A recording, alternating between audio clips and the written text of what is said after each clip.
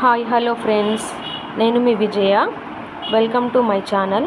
నేను ఈరోజు ఆలుగడ్డ వెల్లుల్లి కారం చేశాను. ముందుగా 3 ఆలుగడ్డలను తీసుకొని వాటర్లో కొంచెం సాల్ట్ వేసుకొని ఇప్పుడు నేను చూపిస్తున్న విధంగా స్లైసర్ తోటి బాగా తురుముకోవాలి.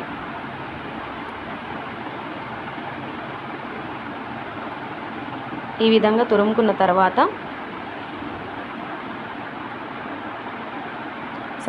స్టవ్ పైన బాండీ పెట్టుకొని డీప్ ఫ్రైకి సరిపడా ఆయిల్ వేసుకొని ఆలుగడ్డని గోల్డెన్ బ్రౌన్ కలర్ వచ్చేంత వరకు డీప్ ఫ్రై చేసుకోవాలి.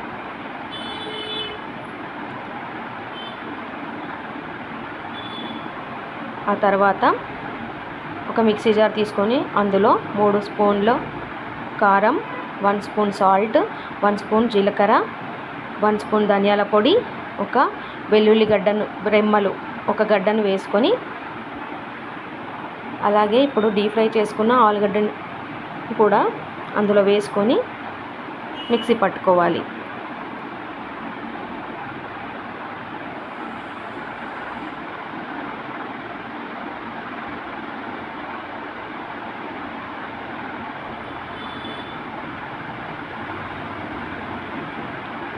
అంతే, ఎంతో యమ్మీ ఆలుగడ్డ వెల్లుల్లి కారం రెడీ.